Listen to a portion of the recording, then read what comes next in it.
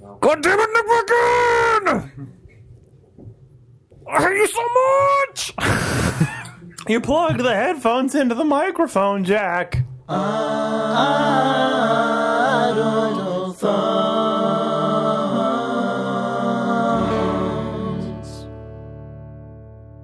Games, video games, video games, video games, video games, video games, video games, video games, video games, video games, video games, video games, video games, video games, video games, video.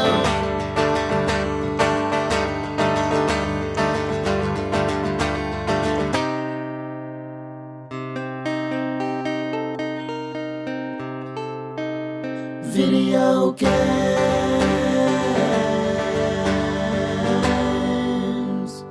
It's May 2013. No! This is Idle Thumbs 105. I'm Chris Remo. I'm Nick Brecken. I'm Sean Vanneman. I'm abstaining from this opening. All right. There is no love for Dad. That's Jake Rodkin. Oh, God damn it! You're in it. How's it going, Chris? Not bad. How about you, Sean? I'm doing pretty good, man. Yeah. Yeah, top of the world. Good. Glad to hear it. Yeah. Guys play any sweet vidgums? Yeah. Yeah. Were you referring to a license plate? I mean, a little bit. In honor of Deadly Premonition HD edition, which none of us played? Oh, is that a thing? Yeah. Yeah. What did it come out for? Consoles. PS3, I think. Oh, Oh, yeah. cool. Whatever. That exists. Good to Share know. of Vidgums is in that.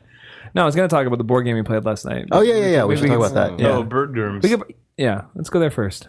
We played Risk Legacy. It was the four of us, and then also Doug, our web guy, who some of you know from The Walking Dead, the game that you killed him in probably. It was a really good game. It's Risk.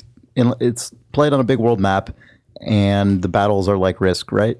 I don't really play Risk, Yeah, but that's yeah, what yeah, I'm led yeah. to The battle believe. system is Risk. Yeah, Which but- isn't a huge selling point, but everything. No, it's not. But the game is really cool in that it has an additive, persistent rule set that emerges over time. So, right when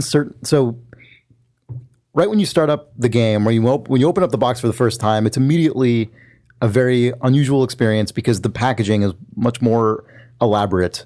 There are things in sealed packages that say, "Don't open this until this set of conditions happens. Don't open this till this other set of conditions happens." And then immediately before you start playing your first game, you have to start choosing one of two special rules to apply to each in-game faction, and that is achieved by peeling one of two stickers off of its backing, putting it on that faction's reference card, and then you literally destroy the other rule you didn't choose. Yeah. So you're immediately, right from the start, your game has like 5 variables that are potentially different from the game that other people are starting with, and then it stacks from there. So It's like the tutorial that makes you comfortable with destroying pieces of the game. yeah, which is cool. It's definitely a weird thing to like tear up intact pieces of your game. It's not a thing that board games ever have in them. So it's an interesting experience. It's a really, yeah. And then so over the course of the game and over the course of multiple games, different in-game states trigger additional rules changes and modifications, and you sign the board, and the winner gets to put his name on a line. Sean won the game we played yesterday, and it's just really interesting. It takes a lot of interesting things from video games with persistent layers, and puts them in a context that I've never seen that before. Certainly, it's cool. Yeah, it feels like one of those games that is going to be really hard to get buy shortly. Yeah, right. Yeah. Yeah. I know. I liked it a lot. I really it feels like the rules that you apply for your factions at the beginning allow you to play a different way too, which is something that is not at all the case in Risk. And it'll be fun to keep playing with this same group. It really seems to sort of promote It's like board game night crew. a constant crew that's evolving with the rule set and is remembering.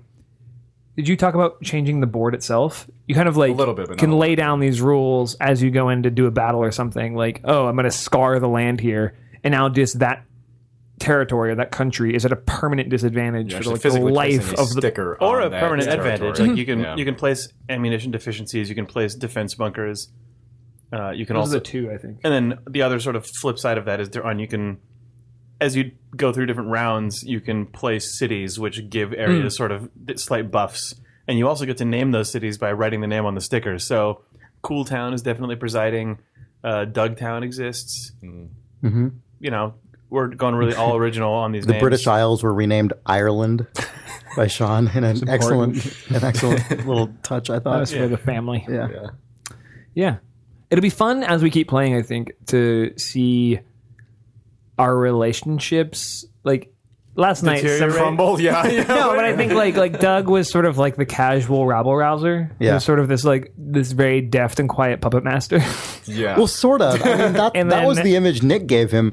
But in reality, Oh, no. Doug is like No. the nicest possible guy. Sure, but he was still pulling the strings a little bit. You're only saying that Only in because the most, but in You're the saying most that like because honest way, though. Doug's first sort of just second, convincing third, fourth. suggestion was, oh, maybe someone should attack Nick. And then Nick was like, what are you doing? Manipulating the entire game. Yeah. Oh, Doug is the lord of the game. You know what it is? From his behind the throne, The his scar secret card, seat of power. the Neptune's Pride scar card has been placed on my brain, and now But see, I'm basically this is the paranoid thing of every about person. Doug, though, is that he will just be Yeah. a helpful person, like in a vacuum. Like he doesn't. Right. No, I know. He's not Doug- trying to like I'm not enact anything a plan. against He's Doug. just like I love Doug. He gave me cookies. It's fine. God, those cookies were so good. They were brown butter cookies. If you never had them, You know what? We'll get you gotta Doug. try We're gonna 'em. get Doug to put the recipe for these cookies up on the blog. Yeah. oh man, They're really good cookies. DLC. They're going to be 99 cents to unlock the recipe for these cookies. It'll be Walking Dead DLC, and you only get it if Doug is alive. Oh man, that would be incredible. Oh, that would be really good. Yeah, Pay Damn 99 it. cents to get Doug's cookie recipe. yeah. Fucking A. Or if he just like If he just gave it to you, if he just shared that with you in the game, like if he in the third episode, he's like, "Oh, by the way, man, remember my grandmother made these amazing cookies, and I'd make them right now if it wasn't the apocalypse." Oh my! cups. and then he goes on to Got recite two them line cups by line. flour, Yeah. like, 2 cups. perfect recall. Optional Yeah. quest 3 to teaspoons find sugar. ingredients for Doug's cookies. Gosh, Clementine would remember it forever. She's like, "Oh, remember how good those cookies were?" Season 3. Well, then But- you can allocate. You only have yield for 3 cookies. You have to allocate them, and you can choose to not give one to Clementine. Once Oh, you do man. bake the cookies, though, 4% of players, Yeah. based on previous actions, would have done that. once you've baked those cookies, Doug turns to the camera in the game and gives you advice for how to beat Nick in Risk Legacy. If you happen to be playing Ritz Legacy with Nick Brecken, I recommend attacking him, or at least Feign an attack and then stockpile. Like, scar South Africa, at least. Nick will remember this forever. Yeah, it's a good game though. yeah, it was really fun. It's weird playing it having never actually played Real Risk. Oh, I that's had never funny. played Real Risk either. Oh, Yeah. wow. I played Lord of the Rings Risk once. Sweet. Sweet, good work. Nah. Yeah, so I didn't have any of the the preconceptions about Risk that a lot of people have. Although I did immediately, I am not crazy about the battle system. I mean, I think in this context of this game, it seems better than it would have been in regular Risk. Right. But like, It all being dice rolls is weird because everything, like all of the stuff added on top in Risk Legacy, it seems like it's stuff that was added sort of in the post-German board game era of Right. game Right, design. exactly, And then yeah. you got like the weird like 50s family game of playing a dice roll to determine how many soldiers get knocked out. yeah, it just seems like it seems like no pun intended. It seems like a legacy, part of that game. It does also, I mean, that maps to like D&D type stuff Yeah, I was gonna and say, to they're- like JRPG type stuff as well. I mean, like Right. It's just that the dice aren't modifying something else. It's just Right, that's your die true. against a thing. It's not like there's nothing That's you can true. do strategically to it's like. not going against the stat Right. other than how many Yeah, guys are that's That'd be attacking and how great, many guys are actually. defending. Yeah. If there was really light. But almost always it's maxed out. would At be least in our awesome, game, it was always 3 against 2 Huh. until like the very end. That's partly because we misunderstood one rule, though. That's I think true. Our Yeah, unit counts yeah. were way higher because we misunderstood the way that Yeah. one particular multiplier worked. That's true. So I think the maybe- game would have been a lot better without that. I think- the game would have been better if we played it right. Weird. Right. Well, yeah. I think we were maxed out more often than not because our troops were worth so much less than they would be in a usual game because we had so many more out on the board than we should Yeah, have. because that was just a misinterpretation of like how reinforcements work. Yeah. But yeah, it was really cool. I would highly recommend this Yeah, game. definitely pick it up. Even if you're thinking you might want to play it. Because, like I said, I don't think this game's going to be It hasn't sold super available. well, and it's clearly 2x more expensive for Hasbro to make than most of their other games, which are super cheap The at this fit and point. finish on the game is awesome. It Just really think- is incredible. It is yeah. like really, really unstoppable. It was designed. I'm just going to give the sort of plug to the guy who designed it. This guy Rob Davio. You might have heard him on Three Moves Ahead. He's a not infrequent guest on that podcast, our sister podcast at idlethumbs.net/3ma. And he was a designer at Hasbro for years and years and years, and he worked on a bunch of Risk games and other things. And I think he worked on like in their rules division for a while and did the other stuff. And this was kind of like his big thing that I suspect will be the thing that he is known for, in the years to come, because it's obviously so strongly designed. I mean, most Hasbro poses a lot of Risk spinoffs, and most of them seem like pretty interchangeable. There's a lot of licensed things and stuff like that. I'm sure that there have been cool evolutions and stuff, but this seems like something really notable and particularly unusual in the board game space. Like there's something about the feeling of discovery you get that is you don't encounter that very often. Like the way video games are sold, there's like trailers and screenshots and fucking previews and this and that, and like you can still be surprised by a game, obviously, but so much of the way video games are consumed at this point, like before you even buy the game, you already know like what it's all about and how it looks and like every like all this stuff, and then you buy it and it's like, oh, okay, cool, and then hopefully there's still some surprising things.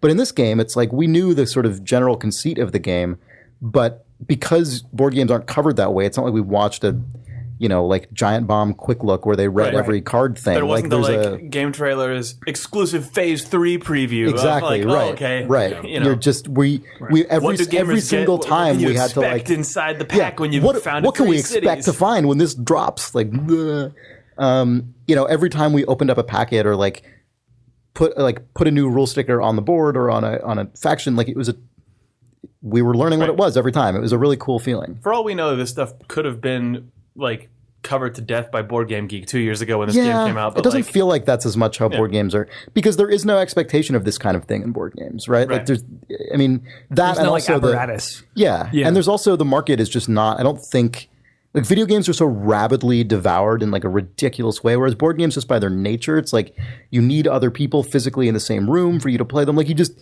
it's not the same as that like midnight launch, like get the thing, like play it right this second, like devour it. Like they're just it's not really possible in board games. I'm sure there's a tiny population of people that operates in a comparable way, but it is clearly not the way board games are promoted and sold.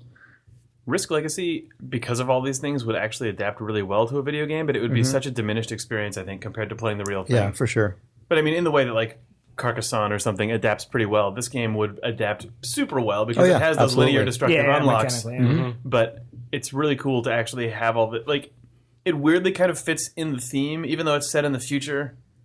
I kind of almost wish that Risk Legacy had been like a weird mid-century thing, because you get to these certain things and then you have to snap the little sealed packet out of the stickers and it pull could it have open just and been you get themed in an awesome way. Yeah. And it's like it feels like looking through all the codes in Doctor Strangelove or something like that. But it still conveys that feeling really well when you're all in the room and you're like, okay, shit, it's time to bust out the next thing, or like someone just physically laying a sticker down onto a board and being like, this territory is now compromised. You're like, it feels really. It builds on top of the sort of the big board and guys like sliding units around and stuff that you picture Especially from like when old timey. Jake had to. Our copy was slightly defective. We didn't have a yellow team. We had two red teams. So Jake was the yellow commander or whatever. So he modified the extra red set by taking out some gold glitter glue pen, and marking each guy with glitter. And anyway, I guess as a result of that, you had like a little paintbrush. Oh, I brought that out in case I needed to apply the glue, but they just But Jake ended up just sort of, I think, subconsciously just using the. No, it's because the guys were all covered in wet glue. So I then, for purely practical purposes, you were like pushing them around with a croupier stick. No, I know, but it wasn't just that. It was the fact that like even when you were just pointing at things that had nothing to do with moving guys around, you started just gesturing with the thing, and it looked like you were in like on the big board in Doctor Strangelove or something, and like gesturing with your little extendable pointer, like. I wish we'll that be moving into West Africa. Like, Right. everything was like gestural. The same It way was that when hilarious. we played Imperial 2030, my wish was that there was a circular projection, gigantic version of the world Oh map. God, we got to make that still. I wish that Risk Legacy somehow had like 2x the board size and just came with the little croupier sticks, so that everyone Yeah. had to actually move units around with that yeah, thing. yeah. Yeah, the wizard final challenge version of this game where there's a bunch of people up on stage playing Risk Legacy, and it has a gigantic map of the world with units you have to push around on a stick. Would be the best game. They're all in ceremonial dress. But yeah, it seems like you have to play or you don't have to, but the game seems like it's based around playing 15 games of Risk. That's how many it takes to to fully unlock everything. name the world. And That- the person who's won the most games after 15 of them is apparently the ruler of the world and gets to name the world. You get to name continents and stuff as well over the course of this, so the nomenclature of your game just becomes completely stupid by the end of it. I'm excited for that. It's good.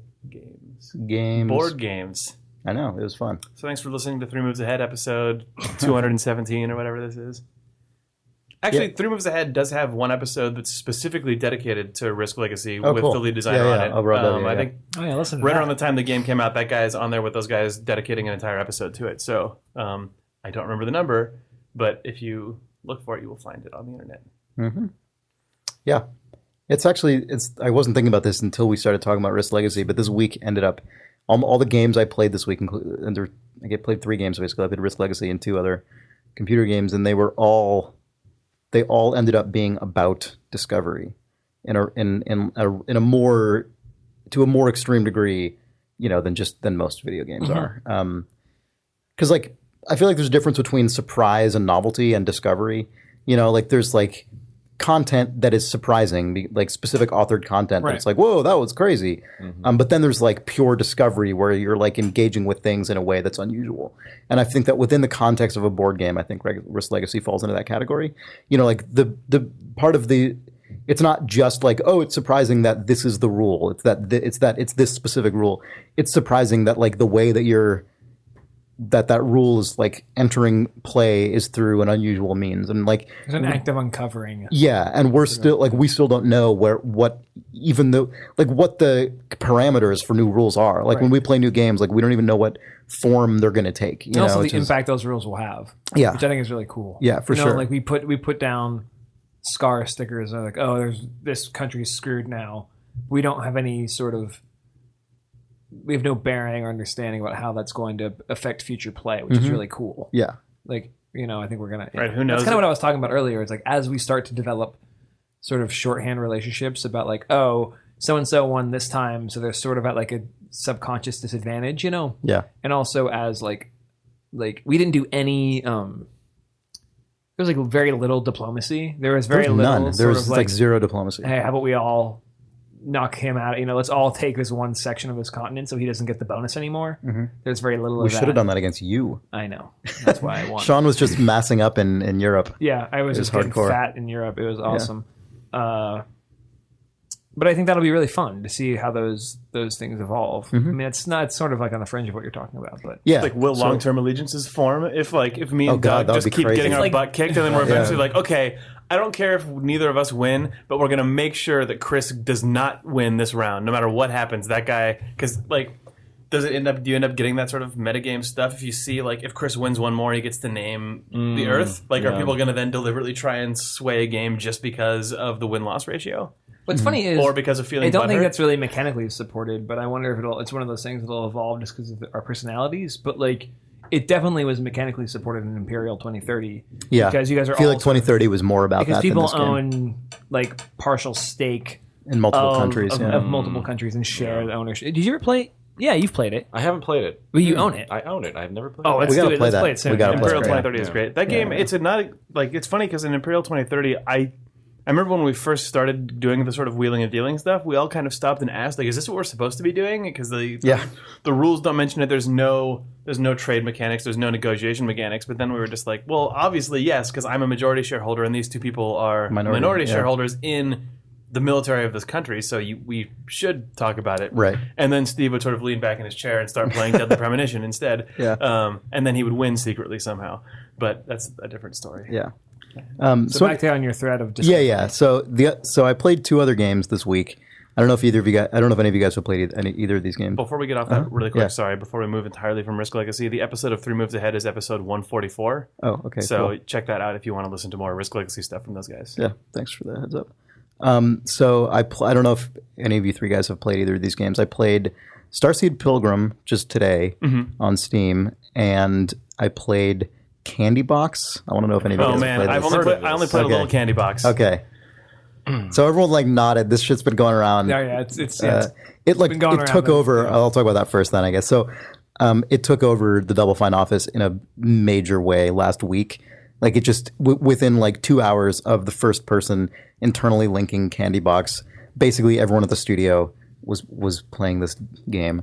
So you can find this at candies.anyway.net, ANIWEY.net. candies.anyway.net. And I don't want to describe too much about it because as I was saying, it's so much about pure discovery. You starts off and you go to this page and there's just a number counter that just counts up how many candies you have. It just says 8 candies, and you can click a button that says eat the candies, or you can click a button that says throw the candies on the ground, and you can just keep doing these, and there's not really any real feedback. You can throw the candies on the ground, and then there's a little emoticon sad face, but there's really not much. And then as the candies pass a certain threshold, another UI element appears on the screen. This is all just HTML. It's all just text and button elements. Because you have this many candies accrued, you can do a different thing. Yeah. And it keeps going, and it keeps going, and it keeps going, and you just cannot expect how far it keeps going. The ridiculous breadth and depth of this game, starting off from just this one little incrementing candy counter, is out of control. It is the weirdest, most unassuming, strange thing, and the whole game is basically about nothing but discovery. It's just, it starts to become other things too. But for a long time, you're just trying to just keep up with the weird bits of content and systems that keep accruing themselves onto this game. It's also it's that the game is predicated entirely on just waiting for you to accrue more candy is weird and good, and I think it's what allowed it to overtake our that's office. why the game has overtaken all offices and all people who have computers that are on all the time, because you can just have the browser tab open off to the side or on your second screen or in the background. Check back in occasionally. Just barfing out candy forever, and then a weird thing has shown up on your screen. Yeah. So the first comparison that I thought of when I played, well, not the first, but after the game started to unfold several times in a row, the thing that I thought of was Frog Fractions, because that game similarly starts in an incredibly unassuming way and then continues to morph into something else. It seems like Frog Fractions plus free to play to me. The weird yeah, but you don't put any money. No, of course not. But the sort of the notion that you just have to keep waiting for a thing to accrue over time for no reason. Yeah, that's a good observation and totally true. But the difference that I perceived was that Frog Fractions is very self-consciously crazy. What if you went to Mars and crazy? It's the wackiest thing, and it's very much a sort of soft, almost Tim and Eric vibe or something, where it's not it's not nearly as just bonkers as Tim and Eric, but it's that kind of modern, very self-aware, kind of super hip irony, driven humor. Whereas CandyBox is the most earnest, almost charmingly naive thing I've played in a long time. It's also mechanically additive, whereas Frog Fractions is all about getting to the next screen and see an what entire new crazy phase. thing the guy has. Whereas this, totally. Your stupid candy thing's still going up. You can still eat them and shit forever. But then meanwhile, weird... all kinds of other things are going on. Yeah. Yeah. It feels, because of that additive nature you just described, it feels like CandyBox... my assumption, and I could be totally wrong with this, obviously, but my assumption is that the guy might have just started with that counter and just kept adding things and just not stopped adding things for however months it took him to make this game or however long it took. I feel like we can't take up much more time talking about this game without actually, because we're not giving any details. So anyone who hasn't played this has no idea what we're talking about. It's and true. people who have played it are just like, okay, yeah, I know. I know this is going to be the exact same thing with the next game I talk about too, which is frustrating. But Good. One of my coworkers, Ben Burbank, made the really cool observation that CandyBox felt like when he played Zork for the first time, and he just had no idea what what framework his expectations should take, because it was just like, whoa, I'm just discovering things. That's how I felt And, when like- I played WoW. Oh yeah, Yeah, because I'd never played any An MMOs MMO? ever Yeah. in my life, so I didn't understand anything about them. It was just like, wait, I'm going over here, I'm still going. Just gonna keep going. Yeah. That's an incredible feeling. You get like once a decade or I something. know. Yeah, I think it's really hard. Portal was a game that was that for a lot of people because yeah, all you knew totally. about Portal Yeah. was there's puzzles Yeah, and there's portals. That's definitely true. And then like it's a game that just keeps adding and adding and adding and adding and adding in a way that you have no idea what the next thing is that's going to show up. The difference, you're totally right. Portal was that for me as well, and even I think WoW was to a degree with me as well. I had played like an hour of EverQuest in 1999, and I hated it, so I stopped. But World of Warcraft was probably pretty similar for me, just largely in the exploratory parts of it. But the thing that is so charming and effective about CandyBox to me is just how, I already use this term, but just sort of how naive it feels, which could be a totally unfair claim. Like, it's possible the guy knew exactly what he's doing and like had this plan like very specifically crafted, but it feels to me almost like outsider art or something. Like, it's so far afield from how games look, and like it attempts to use so few of the sort of traditional ways of impressing you that a game usually does. Like, this game's very impressive, but Cart Life, except that this game just looks like nothing. Right, but Cart Life reminded me, like, everything that you just said to describe that game, I think, including the feeling of discovery. Like, when we were all playing Cart Life together, we were just That's true, you're right. Okay, we got the newspapers.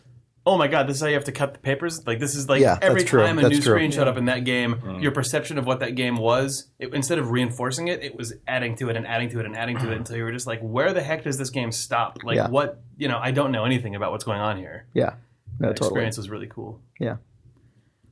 So yeah, CandyBox, candies.aniwey.net. It's a And you weird also thing. played Starseed I played Pilgrim? Starseed Pilgrim, yeah, and That's this a game is people have been telling us to play for a long time, and we haven't. And you did it. yeah, I did Thanks, it. Chris. You played it though too, Nick, right? No. Oh, okay. So this game is about No. Games. I think I played Star Siege Pilgrim in 1999, but oh Jesus, yeah. God, Star Siege Pilgrim. anyway. You need 2 joysticks to play that? Yeah, right. So Starseed Pilgrim is it's a 2D game with really simple sprite artwork. It's not like dazzling, like Fez or something like that. Like, it's a very low key presentation, and you essentially just control a little guy and you walk around and you collect these seeds, and when you plant the seeds, they create like tiles in the world that you can jump on. They become the framework of the level.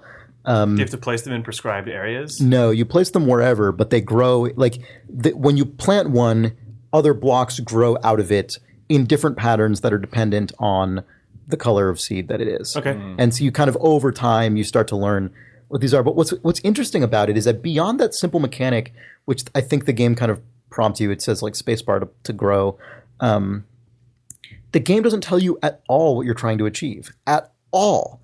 It was shocking. Like, this is the difference between the kind of discovery inherent in this and the other 2 games we talked about, CandyBox and Risk Legacy, both of which are very much about discovery, I think, but which through Risk Legacy explicitly walk you through the steps to get yourself started and allow you to play the game until you hit a thing that says the next thing to Plus, do. because And in the this case of rule has been CandyBox, reached, and in the case of CandyBox, the game ticks along and you have to try things, but a lot of the revelations will kind of become naturally apparent, like how you achieve the next thing.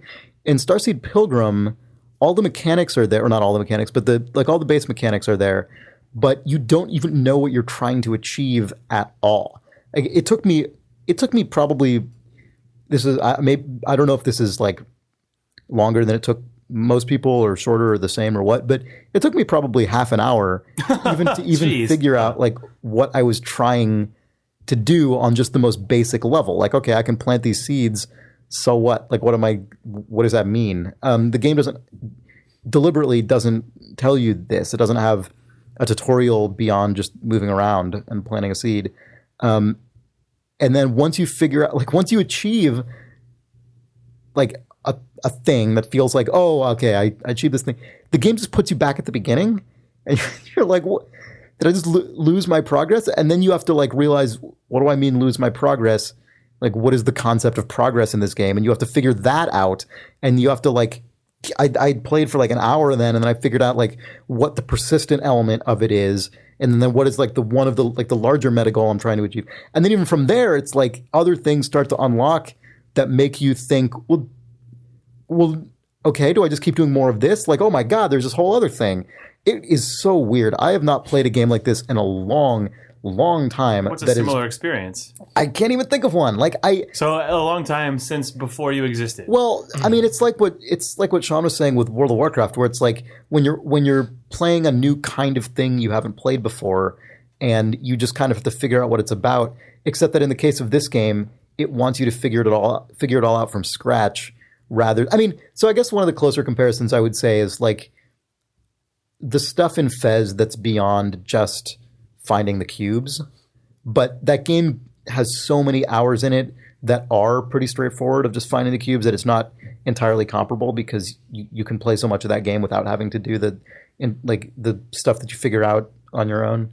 When I say figure out on your own, I mean figure out the framework of what you're trying to achieve, right? Like that's the stuff in Fez that I'm talking about, is like the crazy additional cubes you find and like the way that you read the world to do that. This game is like that, except it starts that way from square one rather than easing you in with a traditional platformer. God, it's so hard to talk about any of these games because I can't say any of the things because I want to preserve the experience for people. But I'm really impressed by Starseed Pilgrim because this, for a game that is sold commercially, like unlike CandyBox, for example, man, the guy who made this has a lot of faith in his audience for sure. Because if I hadn't heard other people say this game was good, and if there weren't people who recommended it to us, I don't know how long I would have sat there just trying stuff. Because I'm like, I literally don't know what I'm trying to do, and it seems like I just keep failing and starting over, and I have no idea if that's good or bad or neither. Like, it was weird, and I'm really glad I stuck with it. But man, it was unusual. I mean, it's admirable in that way, but like really strange. Yeah. Starseed Pilgrim. It's like $6 on Steam. 2 thumbs up. People always give us shit about saying the name of a game and talking about it for 45 minutes and they don't remember what the game's called. So Starseed Pilgrim. That's what that's called. It's a video game. Mm-hmm. I like video games again. Oh yeah, you played one. Sean declared he was done with video games like a week ago. I've, in case people haven't been able to tell, I haven't been excited about a video game in a long time. Mm-hmm. I think months. I can't remember the last one I was really excited about. Dota 2. It doesn't count. That's not a video game. That's different. I'm not even excited. Yeah. That game that's different. That's my life. Something. Probably Cart Life was the last game that I was truly, truly excited about. Uh-huh. No, but back when it came out, I played XCOM and I liked it, but it didn't catch. And then this weekend, I was just sort of farting around, and I was like, oh, I was gonna wait for complete it on the iPad version because I thought that was really interesting and cool that it was coming out on iPad. But I said, no, I'm just gonna try it again. But I said it'd been a long time since I played it. A, and B, I just set it to Ironman mode, which is like, oh, I'm just gonna beat it for the first time on Ironman, whatever. It's incorrect statement. No, that's false. So what you just good. said. Oh, it's so good that way. Oh, I'm not saying it isn't good. I'm just saying it the got me. claim I'm going to beat it the first time on Iron Man mode is incorrect. We'll see. All right. Beat it before Barack Obama does. How's that Well, sound? you're probably. I won't argue with that. Meanwhile, we see at Barack Obama on Twitter the Steam install complete XCOM. Shit. He's a professional commander. He's a professional commander. That is his job. Yeah. He's the chief commander. Just imagining the achievements comparison just slowly unlocking as you're Yeah, sweating and he's like got one of those There's like a paddle towel, boards yeah. with like the ball on the end and the string that He's like playing with one hand while yeah, playing XCOM with the other hand. and he's talking to Michelle and like Bo comes in. He's like, does fetch The with another Obama foot. versus Vanneman XCOM Iron Man montage. Right. I'm Obama's just, like, Obama's doing it. sweating, Right. It and cuts it's to my you. You're just whole like thing. bullets. Yeah. It's just so good this way. It's so good. It's so good. The plan with race to the finish with Obama. It is so good this way. Look, if There's you want- nothing like if you it. really If you want want to enjoy the XCOM, you have to go heads up against the president of the United States. It's the only way to play. And if you can't do that, then I feel bad for you. I feel very bad for you. You should probably just play baby games. Like that on candy Facebook. store. I mean, all games are baby games compared to playing hardcore Iron Man XCOM versus Yes. President Obama. I would say like I'm pretty sure every other video game is a baby game. compared to yeah. I care so much about every single thing our I do in country. that game Oh, sorry. and our country and America. I'm just trying to expose Obama as a fraud by beating him in XCOM so we can take our country back from them. Them. Duh. Fake America. Yeah. Bullshit America. With taxes and roads. Noob America. Baby America. Wooden PC. Nublar America. Yeah. No, I mean, it's so funny how one rule change just completely altered my perception of Yeah. and just amount of fun I was having. By that one rule change, you mean the permadeath Iron Man thing? Every single it saves every time I make a choice. Right. Yeah. I Alt F4'd because the game was being really wonky on the UI. It's a couple UI bugs. I had to Alt F4, and then I was like, "Oh, I'm gonna have to restart." No, it was saved. it's right like there. it's right there. Yeah. Oh my gosh! Yeah. Yeah. Also, all of my you guys know this. I said this yesterday, but all of my soldiers are named after NFL quarterbacks, past and present. Makes me very happy. Except if I get a lady soldier, I don't have it in me to not. What do you do? Yeah. I name them after pop stars that I like. So like, you don't just regender the name of a quarterback. Oh, that's not a bad idea. Oh, I could always change their. I love that you can just change their names. It's so funny. Yeah. No, because like right now it's like I just did a mission where the only two survivors were Warren Moon and Kylie Minogue, which is just too Scooby Doo for me. God, to so not Warren Moon love. is still hanging in there. Warren Moon is he's my first soldier. He's Yeah. amazing. When he goes down, because obviously he'll die. I'm gonna be devastated. Yeah. Because Tom Brady was like my third most senior soldier. And right before you guys came over to play Risk Legacy, he just got shot in the face from like a freak. Like it was a very he was in an elevated Saw that, position, and he was in cover, and it was just against one of the little squidlings, one of those guys, little regular guys. So he was Sectoids. he was a shock death. Yeah, I No was one like, saw hold that on, coming? guys, I just got it. You were there, right? And I was like, hold on, I'm just gonna take. And it was just the way it was one Brady shot, down. and he just his head snapped back. Yeah. And he was dead. Tom Brady, no! Critical strike. Like Yeah. he hadn't been shot at once, and my Giants God. fans went wild. yeah. Deion Branch just cried and cried. Wes Welker. Yeah. It was so. But yeah, I started it is because I randomly rolled a guy who just like, oh, that guy looks like Warren Moon. I was like, one of my favorite quarterbacks ever. And that's how it started. Yeah, but same with the female pop star thing. I was like, oh, that girl looks like Kylie Minogue. God, that Kylie Minogue video, the Michelle Gondry one where she's walking around in circles. Oh, it's so good. That It's is the enchanting. best video. Oh, it's so That's good. in my head. Watch it during the break. Yeah. Yeah. Oh my gosh. You know what I'm talking about? Oh, it's an amazing God. music video. Oh, it's it's one of so those music good. videos that reminds you that music videos are and were rad. Oh man, Right. Good Gondry, music Gondry video? videos. Oh, I've got like a compilation. Yeah, of I've those. seen. That's what that's. Oh, yeah, they're yeah. so good. Yeah. Anyway, How much XCOM have you been playing since you started up? I don't know. A lot. It's like last night. It was 11 o'clock, and I said, "Well, I could play one Dota match. I'm going to bed at midnight." I saw you. By the time I got home, you were playing XCOM. And I was playing XCOM instead. That's where I'm at right now. XCOM it occasionally can bubble up on top of over Dota for. Yeah. I could play Based one on my Dota friends match, list. or Based on my friends list. Okay. Had James or like Herman been on been like, want to play Dota? I probably would have. Like, I can't say no. But That's true. but people were already in matches and those sorts of things, so I wasn't gonna like hang out for 10 and wait for them to. So you're like, okay, it's time for the it's quarterback just so squad nice to to go have to work. another game I care about. Like I can't tell you how like nice it is. And I liked XCOM before. Like I was like, oh, that's a but good it didn't game. make a huge But impact on it. it didn't stick. Yeah. You know, not at all. Yeah. It's just so nice to have a game that I'm like I'm thinking about it while you're talking. You're talking about your shit. I wasn't listening. I was We're talking about that baby bullshit. No, I was thinking about Like candy, whatever. It's got nothing on the head-to-head I was thinking Obama about Boomer XCOM. Esiason. He's my new recruit. Nice. Yeah. Good kid. Yeah, I mean he's fine. It's kind of chippy.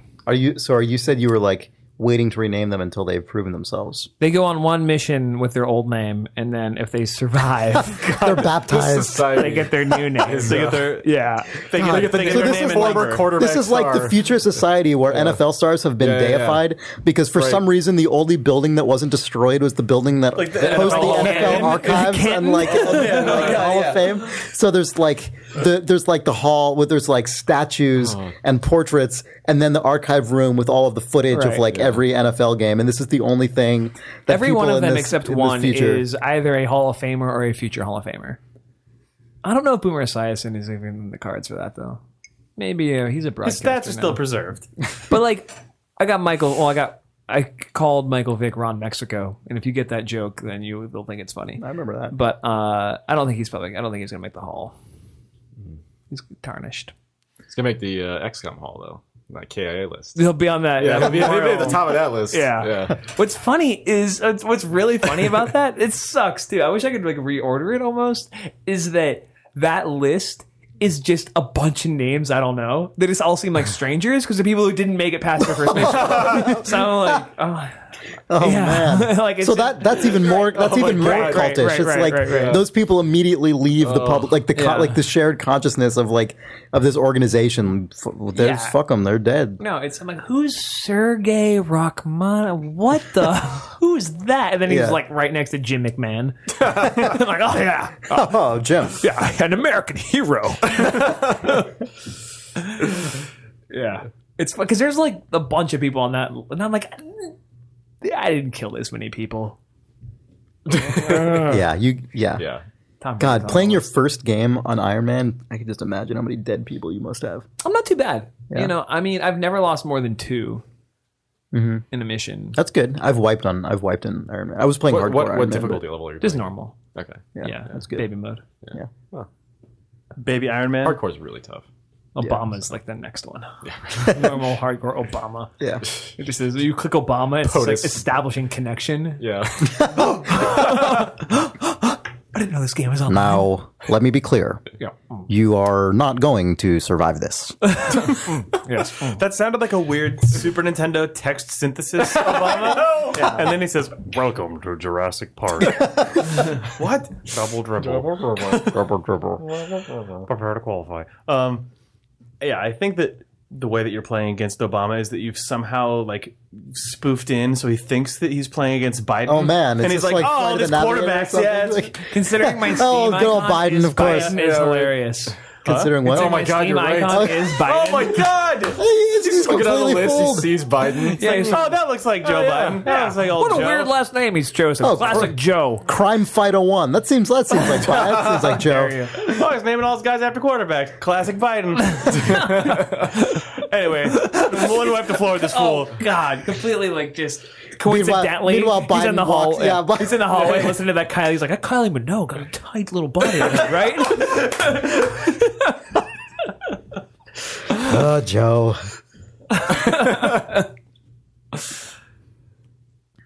But then during the climactic battle, during like the final battle, he's there on his computer, and then Biden walks in the room and just goes, "Hey, man. hey, Brock, how's it playing going?" Is that Kylie Minogue? Who is this? You're not Wolf Cop 2. God damn, that was like the first seed of realizing that Pierre was not Wolf Cop 2. Was peering between. I had this great little like. So the way my monitors connect, there's like an inch in between them, and I can peer right through that slat and see Pierre at his desk. Right. And I remember like getting a message. Boop! It popped up in Neptune's Pride, and looking like having my head just move like 3 inches to the right to look through that slat. and Pierre wasn't at his desk, and I was like, something's fishy about this. Yeah. Something doesn't smell right. That's not Joe Biden. Yeah, good. Well, yeah, let me know how you do against Obama. Let me know how it pans out. Yeah, I'll let you know. Yeah. Yeah. I'm sure I'll see it on like CNN or something. Yeah. The game's going to be live streamed on Twitch and C-SPAN 2. Twitch and whitehouse.gov. God. Whitehouse.gov opening a Twitch account. They got a Vine account. Maybe they'll get a Twitch account. Yeah. You can watch Obama's Have there been StarCraft any more games. White House Except, Vines? promo. Have there any? I only saw that stupid bike one, and then I don't know if there's been any more White House Vines. I haven't noticed. Maybe the arc of Vine and the White House will mirror the arc of Vine in the Zeitgeist, which is like, oh man, Vine. No more Vines. Yeah. I have only my wife one. made I have some only one hilarious Vines Vine, this weekend. and I will those are let Vines. our listeners look it up and see the stupidity encased in my single Vine. Tim's Vines. Have we talked about Tim's those on Vines the are podcast? amazing. Oh, yeah. Tim He Schafer's is. Vines. Tim They're Schafer's- artisanal vines. Yeah. He handcrafts those vines. He takes forever too. Like he will like redo the whole thing until he gets it right. Yeah. Because you can't like There's no editing. There's no mechanism. editing. You have to get it it's right all or- like or in it's over. camera Yeah. editing is what you would call it. Yeah. But the bathtub one is incredible. Tim Schafer Bathtub Vine is key. Oh my goodness. Greatest Vines Award. Yeah. I bet Michelle Gondry would make sick Vines. Oh yeah. Yeah, he calls them movies, and he he gets paid $60 million to go make one. Yeah, it's an expensive Vine. That's a $10 million. gotta spend money to make money. Vine IP. .co. Yeah. You guys want to take a break? Yeah, Yeah. yeah. think About so. 3 minutes Yeah. ago. Video games. It's May Nothing. 9th. Oh, damn it. 9th. 1974. 5913 5913. It's actually May 8th. It's my kill code. Oh, we're good then. 5913. Then you're both dead because I'm a Manchurian candidate. You're both dead because I'm a Manchurian candidate. It says It says a really Says precocious a weird 7-year-old. 5-year-old. Yeah, exactly. film literate 7-year-old Vanneman. Guys, come back here. You're both dead. I'm Frank Sinatra. Oh. Why does he say doll? Because his friends ran away when he was trying to play Manchurian candidate with Oh, them. no love for dad. God damn, No Left for Dad. No love for dad. No Left for Dad just makes people into dads because they keep saying no long for dad, no love for no long for so long for dad. When I won So playing long that for game dad. A yesterday, golden I book. signed the board "No Love for Dad." You did? Yeah, Oh, you didn't see that? the Sean Vanneman dash 5513 dash No Love for Dad. And I was trying to The think way of you said like 5513 no love for dad, it just sounded like 420 smoke weed every day. 5513 no love for dad. that's what your dad says on 420. Where he's like 5513 No Love for Dad. Dad, God, look, don't smoke any drugs at school today. Even though they're all doing it on pot marijuana day. Are you going to have a spliff? Dad, no, I don't do drugs. It's okay. Just do them in our house. I'd rather you I be love the complete inside. mixed message. Like this change in directive from 30 seconds ago. Dad's confusing. He just wants you to, if you're Dad going to do needs it, to do say it. the guy thing, the dad thing, and then he's like, Right, and then "Don't do hedge. drugs." Well, Just throw him in the house. you're gonna buy good weed. You know what? We'll go to this guy. I'll get it for you, so you don't get bad stuff. California dad. Video games. I can hear Joe Biden saying "No love for dad." We'd be like, "Oh, no love for dad." Smile, the lights up a room. I can Look hear at I can hear Obama trying to quote Biden saying "No love for dad" in a speech, thinking that he's going to say something. As my good friend Joe Biden say, "No love for dad." No love for dad. No love for dad. No love for dad. Well, It just sounds like a Maybe. declaration rather than a. Like, Yep. well, as they say, no love for dad.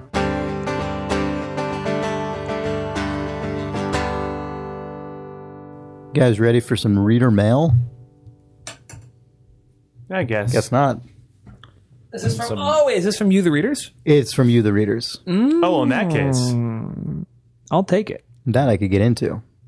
So, Matt Smith writes, "G'day, Thumbs. Matt here from Australia. Oh, hi. Hi.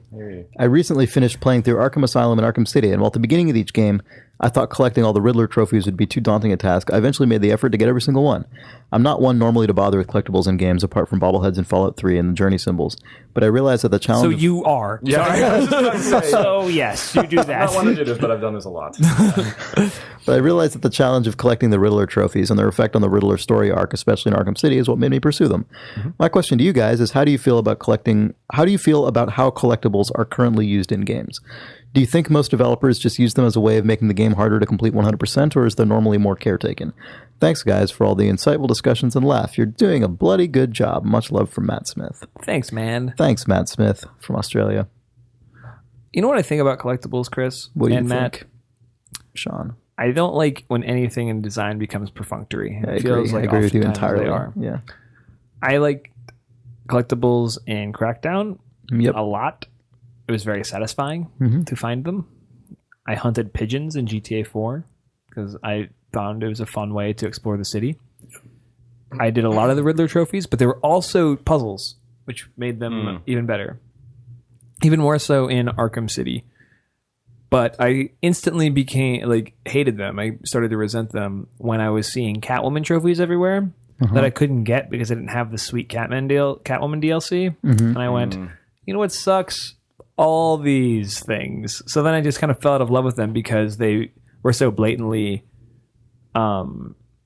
used to sell me the DLC. It just made it made the world, which I was into 100%, like I'm Batman, I'm in Gotham, I'm in Arkham, I made that feel like I'm in a product, and then I kind of resented them, so I stopped collecting Riddler trophies in addition to not buying the DLC. That resentment is a thing that I think is a really powerful feeling in games. Yeah, it does. When you suck. realize that you are playing a toy, that it is a product and not a thing that was made to create suspension of disbelief, it sucks so hard. I'm glad I still feel that way because it means I'm not cynical yet, I guess. There's still a part of me that can be like, oh man, I was hoping to be transported. Right. It bums me out so much. Yeah, it's the worst. And there are a lot of fucking Blood ways Dragon for did that that in the fucking tutorial. Sorry, really? go on. I'm not going to talk about Blood Dragon. Gotta put that dragon back in his cage. Yeah. That's never coming out. Tuck that dragon right back where it came from. Yeah. Just pet him on a little nose, send him home. But yeah, the Oh, there he is again. it's a blood dragon. The notion of perfunctory design is like very strongly linked to that feeling of resentment for me. It's also really old school. Sorry, I just keep cutting you off. I have a lot of feelings. It's also a very old school publisher, where it's like, well, back of the box, need our 4 bullets. I don't think that's what it is. I don't know. Because I don't think You guys might be talking about two slightly different things that have the same effect. Really, Jake? What could that be? I don't know. It sounds like you are, though, because you're saying two things that seem real and disagreeing with each other. We're not disagreeing. We're not. We're just having a conversation. I was just going to say I don't think that that collectible stuff is as often put on the back of the. Like I don't think that's usually right. the, like, I don't mean as back in the bullet box, but I feature. do mean sort of like people love collectibles as somebody who's not designing the game. That could be true, but I feel like a lot And of somewhere. I feel like a lot of perfunctory design just happens. Like it's not prescribed and it's not handed down. It's just an like additive thing. Yeah, it's like we could do this really easily. Yeah, like this could Why happen. not? Like lots of games have this. People like what love if we had collecting this stuff. in it? Well, you can Like, also do a that lot when of your stuff team just is really comes big up. because you can put 3 people on it or whatever. Yeah. I had that idea today. Oh, just put it in. Yeah. It's You're adding value to the game. Yeah, exactly. Yeah, also, it's you put it on people who don't work on the game, but it's worse when it is people who do work on the game and just say, oh, well, gamers expect this to be there, so we have to put it in. That I don't like, yeah. Yeah. That's But when it's the saddest. But, When you Yeah, do it to yourself. Yeah, right. that's when it really hurts. Do you like that in games? No, I don't really. But, you got to put it in there. It Yeah. happens all the time. It's really It does, but That's I kind actually, of a different idea, but yeah. and I could be totally wrong about this, and I don't know. Obviously, it would be almost impossible to determine what the proportion of this is from studio to studio, but I really do feel like a lot of perfunctory design decisions are made not for that reason, not because someone said, and not because it's what gamers expect, but just because they just happen, because it's just what happens. It's like what goes in a game like this. Oh, it's these things. Like this is a thing we can do. Like, we could support this easily. Like, oh, Steam has achievements in it, or like Xbox has achievements. Like, what if we tied that to some like collectibles? Like, these are all things that it's like very easy to just organically come upon without thinking over I how will say, important they are in the I context think you of hit it. on like the achievements thing. I think that's definitely I've definitely seen that work in reverse of just saying, well, we need something tied to achievements. Yeah. Well, I guess we can throw this thing in the game, and I mean, that happens. Right. So. It's like, well, we didn't design this whole game around the idea of like external like validation of arbitrary completion of goals, collecting things or like beating a chapter or whatever. Like, I mean, these are all things that some of those things are more intrusive on the design than others, right? Like when you have to do a bunch of collectible stuff, that requires you to actually include an entire system and content in the game that would not have been there if that wasn't there. And sometimes that content is a value add. Like Sometimes it is, like in Crackdown, like you said. Crackdown, and also I thought in Arkham Asylum, like I liked the Arkham storyline that was sort of slowly uncovered. It was really well done. Like, and I say well done in that somebody cared about it. Like somebody at Rocksteady said, as you find these old etched in stone glyphs all over this crazy old asylum, you're going to hear the story of a guy who lost his son. It was really good. Like somebody clearly gave a shit and even directed the voice actor well. It was really just had nice production value. So I enjoyed that a lot. And I followed the thread, which is a huge achievement if you think about that. Like from a design side where you're going to find this thing. And a Steam achievement. I think I played it on Xbox. I'm not certain. I got Fine. Chivo. You got a Chivo for sure. Yeah, naturally. Yeah. But to like go find a thing that's tucked behind a building, hear like 20 seconds of voiceover, and then 15 minutes later stumble upon another one, and then still be on the story thread in the back of your brain. It's awesome. good. That's really fucking hard cool. to do. It's really good. I like that a lot in that game. Catwoman though, could not abide. If you'd pre-ordered from one major reseller, you would have been able to get Catwoman. I don't pre-order games. I don't do that. Yeah. You did pre-order Blood Dragon. I know. Look what We happened. didn't play that. I've pre-ordered 3 games, and I am never doing it again. Yeah. Portal 2, Bioshock Infinite, Far Cry 3 Blood Dragon. That is correct. You can see the arc of that curve. Let's do another question. That's please. All right. I'm trying to think of another game I like collectibles in. Oh, Mario. Yeah, Mario. Oh yeah, Mario. Those coins are awesome. old Red Mario. coins. Red coins, Oh red my coins. god, Yeah, Yoshi's no. Island red coins. Seriously? Well, yeah. Yeah, when Nintendo went and put all of the old Mario games out again on the Game Boy Advance, they all had the Yeah, red coin red collectible coins. thing in So them. good. Ah. Fuck, that was good. Yoshi's Island. Yeah. That's the first time I ever wanted to, like, the notion of 100%ing a Mario level showed up in that Yeah. game, and that game gets pooped on for being easy by some people. But people are going through and fools. getting all the stars, all the red coins, and all the Yeah. suns, delicious. Because you're engaging the pure mechanics of the game to achieve Right. a goal that you've Yeah. set for yourself. It takes skill to get those coins. I mean, you're what? The sincerest Brecken. It's true. It's true. It's true. It's does, not though. just Yeah, stumbling yeah. across something. 100%ing It's not, Right, but it's like yeah. being really good at darts or something. You're going to go and you're going to try and get better at it. Yeah. I liked it way less in the later Mario, in the 3D Mario games, where 100%ing it actually meant that you had to go and play more levels outside of the main path. That that actually lost me. That's sort of like getting know that- 120 stars, right? In Yeah, that's what I mean. 64, Yeah, there are some people for whom that's totally the deal, but I really like the way they went through and did the Yoshi's Island style thing on the Super Nintendo games, where it's just address the entire core content of the game, but in a way that requires you to see every square foot of the content that everyone sees anyway. I like that a lot. It's always funny when you meet somebody and they're like, well, and then I spent like 40 hours doing all that because I'm a completionist and da-da-da-da. Like the moment somebody just self-describes as a completionist, I kind of, the back of my brain, a little thing flips. I'm like, wow, we're completely different humans. Like, what? Like the fact that that's like just tossed off. Like, Yeah. Oh, I spent all these like thousands of hours Like doing this because the gulf between me Right. and, Yeah. somebody of another animal might be smaller than the person Jesus. who, you know what I mean? Not like a living creature. There are the two. It's that like whoa! It just hits me with such like a wallop. I know my friend Alex really liked Super Mario Galaxy, and he said, "Oh, I got every star in it." And then I played through Super Luigi Galaxy and got every star because I loved the game so much that I couldn't stop playing it. And that's such a different thing than, well, I had to because I'm a completionist. Like, Right. It's always so. It always just strikes me really funny when somebody says It that. also always makes me wonder if they're if they're doing it now just because they self-define as a completionist, or if they just know inside of themselves, I am the sort of person who must complete all the objectives. Because at a certain point, that also probably flips, and you're just like, well, I'm the completionist guy. I gotta just live up to my own self-definition. Yeah. Games are weird compared to other, compared to like a movie or a book or something. I listen to all the commentaries and even the trailers for the VHS sequels. Because I'm a completionist. It's not quite the same, though, is it? Yeah, that's what I like. It's it's just a different thing. Like the only thing that's kind of found all the deleted scenes. like people who can't finish a book, who can't stop a book in the middle of it, or something like that. But actually, we work with this guy Carl who runs Bath's Guide to Interactive Fiction, which you should check out, which is awesome. But he has a thing called the stack, and he won't move to the next game in the stack until he roundly completes a game. Oh, that's and he actually wrote a blog post about it in terms of TF2, which he got really into for years because he played it at lunch with us. So he played 0 other games? But he's just sort of like, there's no way I beat this game. Yeah. But I've now just determined, I've spiritually... Yeah. But did he actually literally play no other video games during that time? No, I don't think that's true. I think it was a supplement. But okay.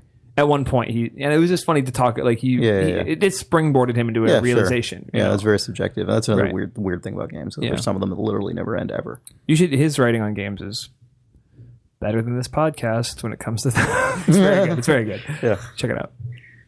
Perhaps I will. Okay.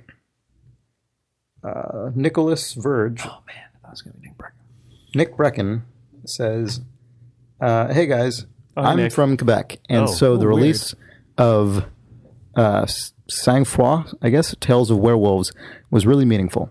Our cinema is known internationally and has a specific vibe, but our video games, mostly made in Montreal, are so diluted to fit in a globalized economy that we don't really get the same connection with those as Sang-Froid is able to make. Do you think we'll see more and more games like this that can express something other than the homogenized North American culture? Nicholas Verge. P.S. And a little inside hockey, my teacher in GD was lead on the project. My teacher in game design was lead on the project, and the game cost us about $600,000 to make. What game? PSS, I dare you to say Chris de Tabernac Hostie de Calice on air. Okay, oh my God! Oh, he totally got you. Yeah. Oh, why are you still here? Well, I've turned into a werewolf or something. You didn't go spinning into a magical puzzle box. Yeah, right, exactly. You might have said something offensive to someone, though. Yeah. I probably did. We just started war with Canada. Yeah, that's fine. Take that. I think this is a really interesting email because one of the unusual things about games is that You play them? yeah, it's kind of weird how you do that. It's not like passive media. One of the weird things about games traditionally is that they don't seem to have the same difficult. Like people will play games from almost anywhere, and there's less of a weird barrier than there is with films or something. Like a lot of games get made in Japan or in Canada or in like all different places in Europe, and like maybe not as many as in some other places, but it's kind of by the time the game is released, like it's just a game. They're kind of every game is sort of localized in the same kind of just generic way. Like they're cultural differences a lot of times, at least the service level ones tend to get like rubbed out the way mainstream games are sometimes released. they're designed to not be in there because totally. Because of the distribution model. Oh, absolutely. Yeah. It's like games are just kind of like weird homogenized global product that targets gamers. But whenever they sort of like ways. accept that they're a global product, but also tie into the aesthetics of a certain place or region, I think that's always really good. Yeah, it is. It's just I think it's a lot less common than in film or something. Yeah, naturally. But I think that's I mean, I don't know. I think a lot of that is the distribution model. It's not just the culture of gamers. I think it's kind of both now. Because now it's sort of this time, right, where like a small team from Belgium can make a game, but they know they're informed by what they know about the Steam economics and what they know about digital release and these sorts of things. Right. Well, they have to be able to fund themselves probably if they want to do a weird thing and sell it globally. Yeah, but I mean, look at something like Yearwalk. Like that game is from Norway, I guess. Have you played that game yet? I have not played it. Yeah, you should check it out. It's cool. But that game... I never play games on my phone. I got to start checking some of this stuff. You have an iPad? I do. I never play mobile games. Yeah, I would play it on the iPad. Yeah. But that game is like steeped in everything from about where they're from, and I would say doesn't pander to the like a globalized marketplace as much as I mean that's a nice thing about these a really successful iPhone like game. open would have, platforms yeah. or pseudo open platforms. Yeah, I don't know.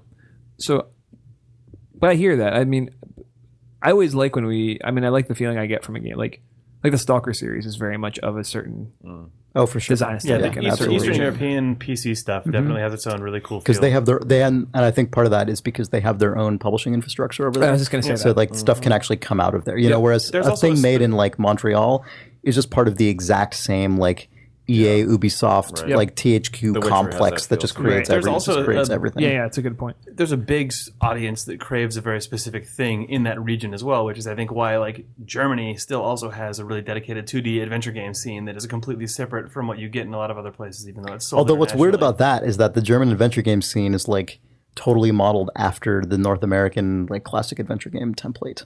Right, but Right. it's still it's its own weird other thing at this point where people who played those games don't care about that. It's odd. Oh, they do probably.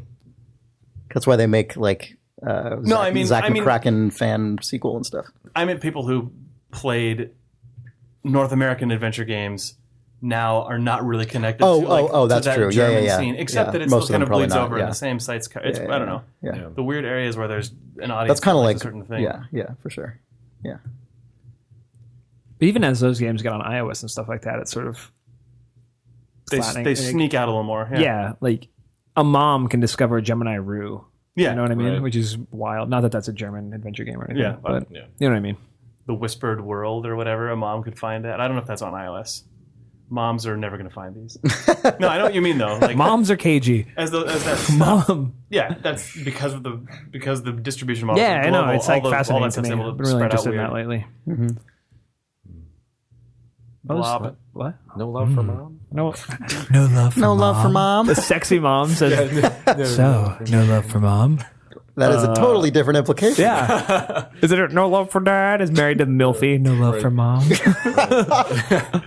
I like this. They both. I like this story. This is just like the American Pie style thing, where then the Right. person they're both looking at like the 17-year-old kid, Oh, God, and yeah. like the kid is looking at both of them, and like entirely different. The adults on validation for the 17-year-old for two totally different things. Yeah, right. Think I'm cool and laugh at my joke and bone me. Right, Oh, yeah. so good. Yes. Or just think I'm Classic. sexy. Maybe not all the way to boning. Yeah, But hey, look, open-minded. Next reader mail. What? No love for dad? No love for your uncle. Yeah, it really starts to. No love for mom. Cigarette butt coughed out.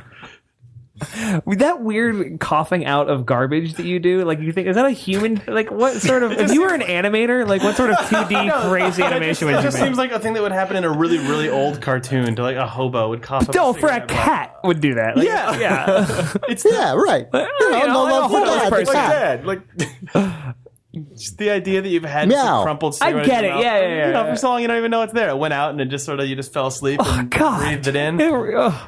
And then it comes out an apple core and a fly come out. No, that's never been in anything. Oh yeah, it is. Oh yeah, that was a wink. What?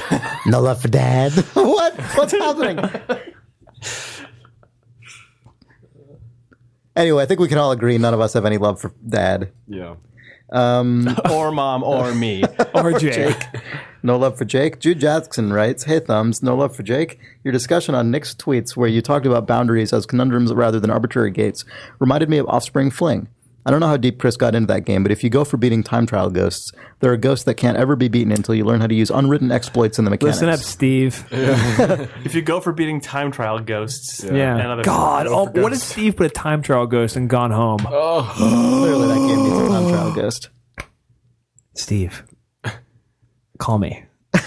Sorry, can you back up? I got distracted at time trial ghost. He says it reminds me of Offspring Fling. He says, if you do go for beating time trial ghosts, there are ghosts that can't ever be beat until you learn how to use unwritten exploits in the mechanics. I thought that was fantastic. In that particular case, it was just time trials instead of actual level solutions, but it felt like something that could be used in a more open world game. A real world analogy that comes to mind is juggling. I recently taught myself how to juggle. I'm pretty okay with 3 and can and almost handle 4 now. When I started, I was looking at videos of people doing crazy 4-ball vertical duplex patterns. And I thought, Jesus, I'll never figure that out. But once I figured out the 3-ball cascade, a 3-ball shower wasn't too hard to manage, and a 2-ball fountain is a lot like a 4-ball fountain. Keep going. So I guess what I'm saying is, when I start a new game in the open world juggling sim, I don't want to have to work through the tossing 1 ball from hand to hand tutorial. I want to be able to go straight to the 5-ball boss from the beginning, and know that if I was way more badass, I could probably go straight to the 7-ball boss. I bet Jake's laughing at my balls right now, so I'm curious, besides multiplayer games... I'm stunned by his balls. Do you know about any games that have purely skill-based gates? Cheers, Jude Jackson. P.S. Sorry for 2 long emails in a row. P.P.S. No love for Jude.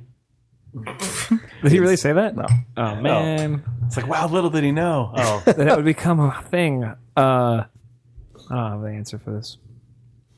You don't. I don't. I mean, Kerbal. Yeah. Yeah, I mean, that was That's one of because the of games I talked about. start. Yeah. This is really stupid. This is a dumb tangent. I shouldn't be saying anything right now. Do you remember Too do late. you remember the first assignment you ever gave me at Shack News, and you sent me that weird? Oh, man, this yes. weird. It's like my first day on the job, like GDC 20. Well, I guess it was 2007. Yeah. 2007. Whatever. Yeah, 2007. And Chris sends me down to the show floor to talk to these guys who were making an MMO that was based entirely on math. It was called Project Hippogriff, as I recall. Yeah. And I was talking to these guys for like 2 hours, and I think they received some kind of like university funding, and they were really excited. They were explaining like the concept of like how you would, like you would have to do like calculus in order to level up your character. It was like really, all right, okay, cool. I was like writing notes, trying to be good. And then I write this preview, this very straight draw. It was my first game preview ever. And then like 2 days later, something awful just gets a hold of that and just shits all over this poor game. Like, just rips into it on how like goofy and silly the idea is. Like, why would you ever want to... But actually, now that I'm thinking about it, like, I kind of want to play that game. Like, I kind of wish that game existed. Did it ever come out? No, I don't think so. No. I felt really bad about it. Anyway, that was a Hey, dumb, you that did was a your dumb part. story, but yeah. But you feel like that game, because you could go in and be like, oh, I am a PhD mathematician. Yeah. I'm going to jump, just blow through Same this principle. stuff. Yeah. I don't know. I always, DayZ sort of is gated by your ability to get stuff. Project Hippasus. Hippogriff is a Harry Potter thing? Yeah, yes. Yeah. Well, No, that's Hufflepuff and Hippogriff. Oh, no, that's that beaked thing. That's a thing. It's an animal. Nick sat flying down thing. with Frozen North CEO Julian Spillane and Infusion's Gregory Brill to find out what exactly Project Hippasus is. yeah. Were you sitting? 2 hours. You No, I probably wasn't. weren't. No, I was standing. So it starts It's with already a a lie. lie. Yeah. Sorry, I lied in this post. Oh man, the link is broken in the Shack News. Well, we're cutting this Post. off right now. What? Before I think a lot of old Shack News articles got eaten in their Yeah. last redesign. I think they killed a lot of stuff, which means Yeah. the only time that I was ever a paid journalist is erased from the internet. Thank Oh God. my god, that's right. You were. Oh, I covered E306 for Shack. yeah. Weird. That was nice because Telltale also paid me for that week. Oh, man. You double dipped. I got permission. Dan's going to ask for that, like, $700 back or whatever you got paid. It bums me out that I can't read this article anymore. Yeah. Huh. Well. So That was were we the answer to going? that Were we question. going somewhere with that then? No. It's the- I mean. Nick just thought he could be a calculord and go in there. And I only ever think of that for games when you already have acumen within the game. Like Yeah. I played through Mario Sunshine start to finish, then just like you can wreck that. You can wreck a game immediately if you've done that. Or the most extreme version is speedrunners who will play a game to the point that they have such Right. like dexterous mechanical acumen in the game that they can just go "Bleh," and flip over a wall or clip through a place and then end up 2/3 of the way through a level in half a second, which is not the same thing because the game doesn't want you to do that. Yeah, but I mean, games that have like really deep, like really, really tough to master, like really steep learning curves, I think have a lot of that stuff in them. Like Skate, the Skate series was always that way to me, where it's like, oh man, doing an ollie in this game is really difficult. And then you see people doing crazy shit on YouTube. And I always feel like because the challenges of that game are so rudimentary and you always feel like you're You always feel like you're competing against your ability to play the game as opposed to the arbitrary challenges that are set in front of you. That game kind of felt like that to me. I felt like that about SSX when I played those games until I went back and played on a new save and was pissed to discover that all of my dexterity was also tied at that point to the response time of the gated boards that you don't get until you're partway through the game. That sucks. So I went all the way back and was like, I'm just going to, tear through this game now that I have a clean save. No, I'm not. I could be because the game- completely wrong. And that's a real I'm bummer. thinking all the way back to Skate 1, but I think Skate 1 is Yeah, I pretty think much Skate- at the beginning. Skate It's like felt more mechanically whatever clear you than can that. do, you can do. Skate was really impressive in that respect. Yeah. I mean, I think even Tony Hawk was pretty good about that. And Right? Like, Tony Hawk doesn't gate you with the skateboard or anything. even I think it SSX, I does. was still Really? better than I was the first time I played through That it. sucks. But I didn't remember that being the the case. response time and the just whatever jump height or turn speed. Right. Those things do Yeah. get better, so your chains are not entirely skill based. It's a combination. Madden. Because I feel like if you go back far enough, If you're good, you're good. like, people didn't do all the like RPG mechanics were not part, right? Like, early Tony Hawk games, like, Everything's the an concept RPG, of experience points and like leveling up your thing wasn't really as common as it is now, and so I feel like there wasn't. Early Tony Hawks just might have been more about just getting more see- levels.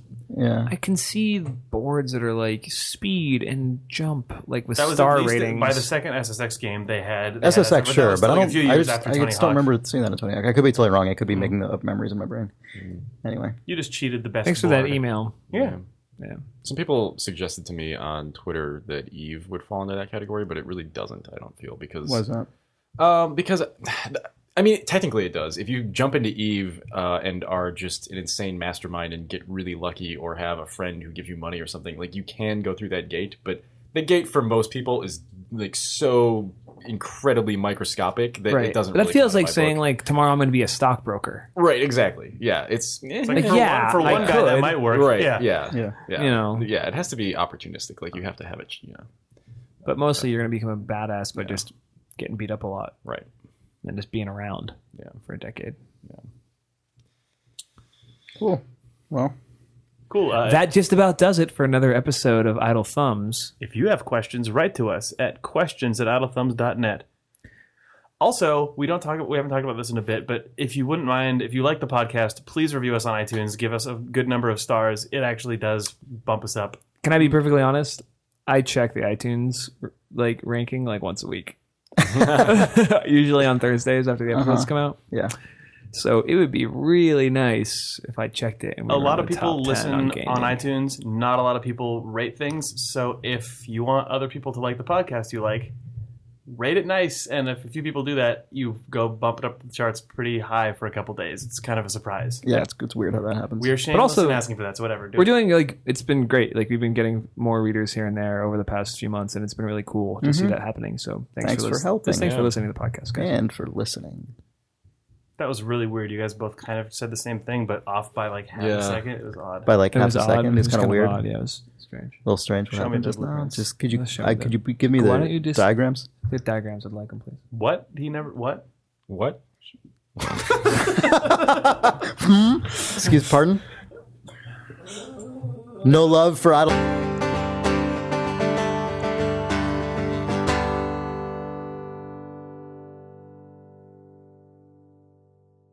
Really sad injured dog.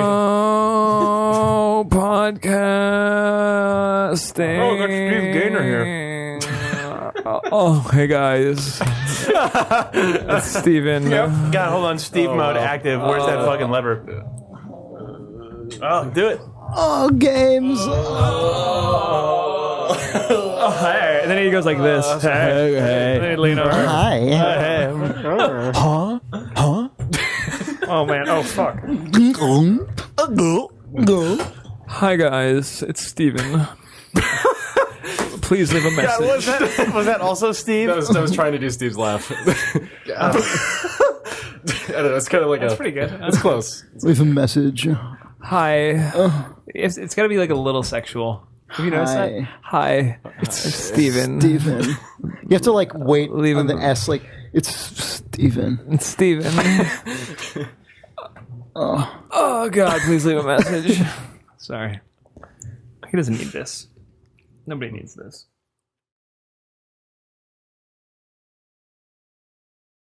Crowd-funded Eternal Darkness sequel